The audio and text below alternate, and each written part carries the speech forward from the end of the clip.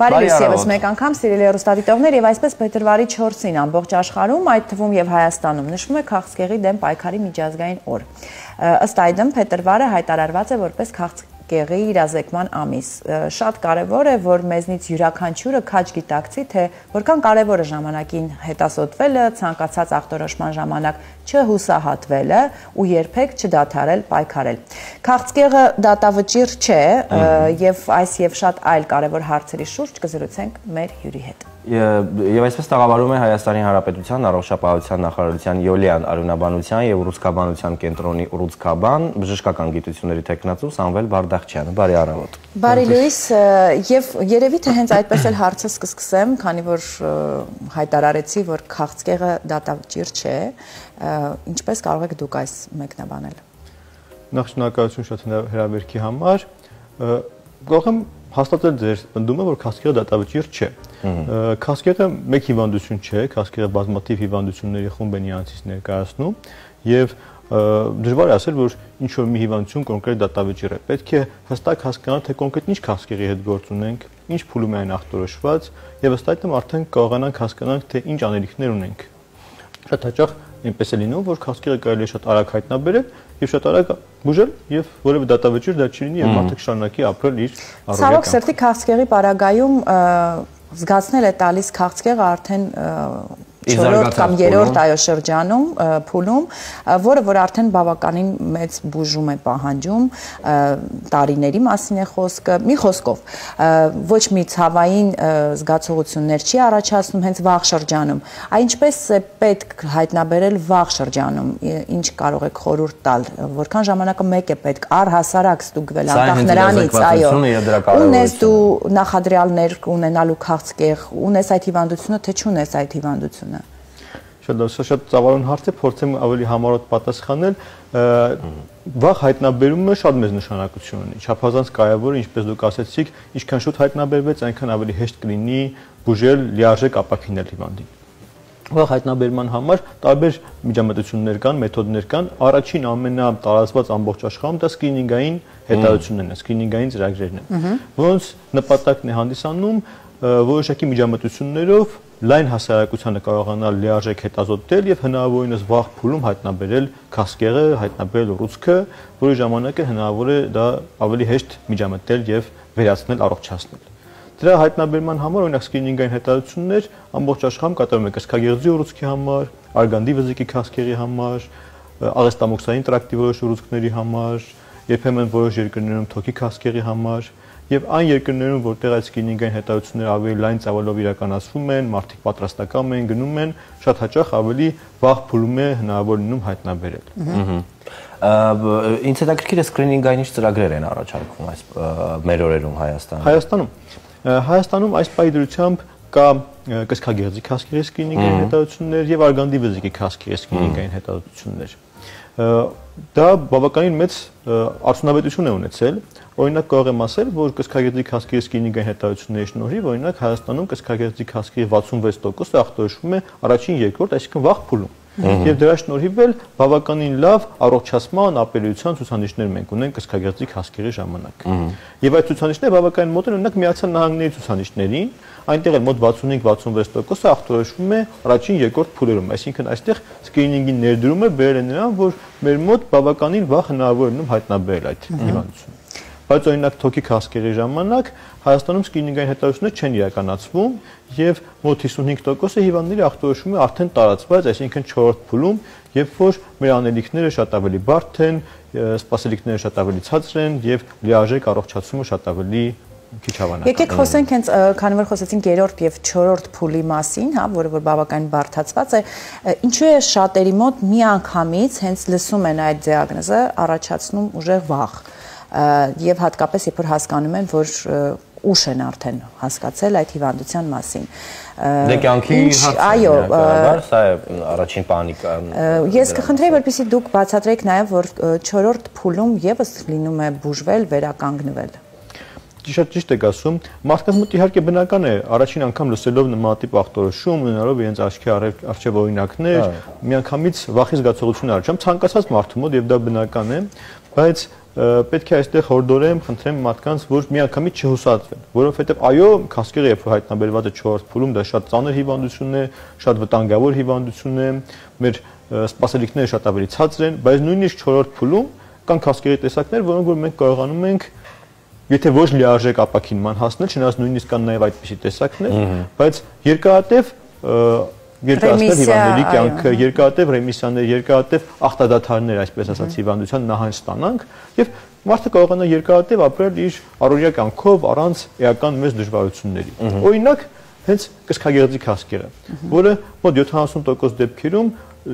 հորմոն կանխյալ, այսպես ասեմ, տեսակն է հաճախ հանդիպում, որի համար նույնիսկ 4-րդ փուլում հայտնաբերվածների դեպքում կատարվող համապատասխան դեղորայքային բուժումը, ընդ որում դեղորայքային բուժումը այստեղ բավականին հեշտ հակահորմոնալ, այսպես ասած, բուժում է անից ներկայացնում, որը որ բավականին հեշտ է տարվում, ընդհանրապես խմելու հաբեր են նշանակվում եւ առօրյա ամեն օրվա կյանքով շարունակում է ապրել։ Կյանքի որակի վրա չի անդրադառնում։ Էական մեծ ազդեցություն չունենում եւ հնարավոր է լինում 5 տարի, 10 տարի երկարացնել կյանքը առանց էապես ազդելու կյանքի որակի վրա։ Այսինքն, այս պարագայում պետք չէ միանգամից ասել, որ եթե 4-րդ փուլում է հայտնաբերվել, ուրեմն արդեն անելիք չկա, հուսահատվել, ոչ մեկի չդիմել։ Ես պետք է հորդորեմ, որ անպայման նույնիսկ 4-րդ փուլում հայտնաբերվածների դեպքում միևնույն անպայման դիմեք մասնագետի, ստացեք խորհրդատվություն, ավելի մանրամասն հասկացեք, թե ինչ սպասելիքներ ունեք, նոր ըստ այդմ արդեն որոշում կայացվի։ Ինչ հետաքրքիր է իրազեկվածության աստիճանը, ինչպիսին է Հայաստանում այսօր, ինչ փոփոխություններ ունենք այս ուղղությամբ։ Տեսեք, իհարկե իրազեկվածության մակարդակը Հայաստանում գուցե դեռևս բավարար չէ, բայց պետք է ասեմ, որ եթե օրինակ համեմատենք 10 տարի առաջվա հետ կամ ավելի հին ժամանակների հետ, շատ ավելի շատ է իրազեկվածության մակարդակը, հատկապես ներկայիս ինտերնետի հասանելիության պայմաններում, գրականության հասանելիության պայմաններում մարդիկ շատ ավելի հաճախ են կարդում, շատ ավելի շատ են ծանոթանում այդ տվյալներին, երբեմն հիվանդները իրեն գալով ասում են մենք այսպիսի բան ենք կարդացել, այսպիսի նոր բուժման մեթոդ կա եւ շատ ճիշտ հարցադրումներ են կատարում, որոնք որ ժամանակին շատ ավելի քիչ էին արվում։ Եվ զգացվում է, որ մարդիկ կամաց-կամաց էլ ավելի մեծ ուշադրություն են դարձնում իրենց առողջությանը։ Իհարկե, պետք է շարունակական աշխատանքներ տարվեն իրազեկվածությունը էլ ավելի բարձրացնելու համար։ Իսկ ամենակարևորը այս պարագայում մարզերին ուշադրություն դարձնել, որովհետև մայրաքաղաքները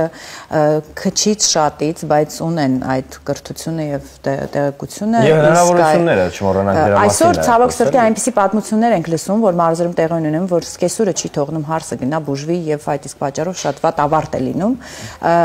Այդ ուղղությամբ ինչ է տեղի ունենում, ինչ է իրականացնում։ Ցավոք, մենք այդպիսի պատմությունների մենք հաճախ առնչվում ենք, այո, լինում են նմանատիպ բաներ, դե այդ ուղղությամբ պետական տարբեր ծրագրեր են իրականացվում, օրինակի համար մարզերում նույն կրծքագեղձի քաղցկեղի սկրինինգը կամ արգանդի վզիկի քաղցկեղի սկրինինգային ծրագրերը փորձում են լուսաբանել հնարավորինս, փորձում են այցելել մարզել եւ մարզերում տեղում իրականացնել, որպեսզի պացիենտին, հիվանդին դժվար չլինի գալ հասնել մայրաքաղաք այդ հետևությունները անցնելու համար եւ ըստ այդմ փորձել շուտ հայտնաբերել կամ նախաքաղցկեղային փուլում հայտնաբերել հիվանդությունը, բայց այստեղ շատ կարեւոր է հիվանդների իրենց տրամադրվածությունը, ամենակարևորը միանշանակ, որովհետեւ նույնիսկ մարզերից երբեմն լինում են գալիս են երբեմն շատ հաճախ լինում է, որ գալիս են շատ գրագետ, զարգացած մարդիկ եւ ասում են, որ այսպիսի խնդիր է հայտնաբերվել եւ ասեմ, որ շատ հաճախ մարզերի հիվանդները ավելի պատրաստական են լսելու հիվանդի խորհուրդը, բժշկի խորհուրդը կներեք եւ ըստ այդմ առաջ շարժվել։ Եվ նաեւ շատ կարեւոր է հասանելիությունը այդ բոլոր ստուգումների, որովհետեւ մենք հասկանում ենք, հա, որ ոչ բոլորն են ցանկանում գումար ծախսել ուղակի հետազոտվելու համար, եթե որևէ բան քեզ չի անհանգստացնում։ Ինչպես անել, որ դա լինի օրինակ կամ հասանելի կամ միգուցե անվճար, հա, ինչ որ որոշ մարդկանց համար, որոնք կարողանան դա անցնել։ Տեսեք, այստեղ իհարկե մեծ խնդիրներ կան։ Այսինքն ճիշտ եք ասում, շատ հաճախ բավականին մեծ գումարների, ծախսերի հետ կապված այդ հետազոտությունները եւ ոչ բոլորը այդ հնարավորությունը ունեն անցնելու այդ հետազոտությունները պարբերաբար որոշակի ինտերվալներով, 6 ամիսը 1 տարին 1, դրա համար հիմնական բանը դա տարբեր սոցիալական ծրագրերը պետք է լինեն, ապահովագրական ծրագրերը, որոնք որ հիմա քիչ-քիչ ներդրվում են, բայց դեռևս իհարկե շատ փոքր ծավալ են կազմում։ Դրանց շնորհիվ արդեն երբ որ տվյալ պացիենտը անձնավորությունը կունենա ապահովագրություն, կունենա սոցիալական փաթեթներ, որոնց միջոցով կարողանա հետազոտվել, ինքը ավելի հանգիստ կլինի, որ դա իրենից վճար չի ներկայացնում եւ ազատ կարող է գնալ, հետազոտվել եւ ինչու՞ չէ, եթե այդ ամեն ինչը արագ հեշտ կազմակերպվի, մարդիկ կարծում եմ սիրում են եւ ուզում են որպեսզի իմանան իրենց առողջության մասին, իմանան արդյոք ամեն ինչ նորմալ է թե ինչ որ խնդիրներ կան։ Պետք է մենք այսքան ժամանակ ներողություն։ Մենք այսքան ժամանակ այո զրուցում ենք այս հիվանդության տեսակի մասին եւ դրա իրազեկման ամսի մասին, որը հայտարարված է որպես այդպեսին, բայց չենք խոսում բուն պատճառի։ Չենք անդրադառնում դրան, այսինքն որը կարող է լինել քաղցկեղի առաջացման պատճառ։ Իհարկե վստահ եմ մի քանի տեսակ են եւ շատ են այդ պատճառները, բայց հիմնականում այն գործոնները, որոնք որ կարող են խթանել, այո, նպաստել, որ կառաջացնի այդ հիվանդությունը։ Ինչպես ճիշտ նշեցիք, բազմաթիվ տեսակներ կան քաղցկեղի եւ ամեն մեկը իր առաջացման պատճառներն ունի։ Վերջնական պատճառ հայտնի չէ, այսինքն ես չեմ կարող գենետիկ տրամադրվածությունը, որը որ կարող է Վերջնական պատճառ հայտնի չի, ես չեմ կարող ասել այս մի պատճառն է եւ վերջ, բայց կան նախատրամադրող բազմաթիվ գործոններ։ Օրինակ, թոքի քաղցկեղի համար դա ծխախոտի օգտագործումը։ Դա միանշանակ հանդիսանում է ամենամեծ ռիսկի գործոնը, մոտ 20-ից 30 անգամ բարձրացնում է թոքի քաղցկեղի առաջացման հավանականությունը։ Այո, կարող է նաև չծխողի մոտ լինել թոքի քաղցկեղ, բայց ծխողների մոտ 20-30 անգամ դա հսկայական տարբերություն է, մեծ է թոքի քաղցկեղի առաջացման ռիսկը։ Այլ գործոններ են միջավայրի աղտոտվածությունը, տարբեր իոնիզացնող ճառագայթման, ուլտրամանուշակագույն ճառագայթման ազդեցությունը։ Շատ մեծ նշանակություն ունեն տարբեր գենետիկ հիվանդությունները։ Դրանք իհարկե կազմում են քաղցկեղի առաջացման պատճառների մոտ 5-ից 10%-ը, այսինքն մեծամասամբ պայմանավորված են արտաքին տարբեր գործոններով, բայց 5-ից 10% դեպքերում դրա պատճառ են տարբեր գենետիկ խնդիրները, գենետիկ հիվանդությունները, որոնց մասին հիվանդները կարող են իմանալ կամ չիմանալ։ Բացի դրանից, տարբեր ախտածին օրգանիզմները, մանրէները, տարբեր տեսակի վիրուսներ, բակտերիաներ, օրինակի համար ասեմ, օրինակ արգանդի վզիկի քաղցկեղի առաջացման պատճառ 95% դեպքերում հանդիսանում է մարդու պապիլոմա վիրուսը։ Եվ եթե փորձենք օրինակ այդ վիրուսը կանխարգելենք, վերացնենք, այդ դեպքում մեծամասամբ կվերացնենք նաև արգանդի վզիկի քաղցկեղը։ 95% դեպքերում դա շատ մեծ թիվ է կազմում, այսպես ասեմ։ Կամ լյարդի քաղցկեղի առաջացման պատճառը հանդիսանում հեպատիտ B, C վիրուսները։ Եթե փորձենք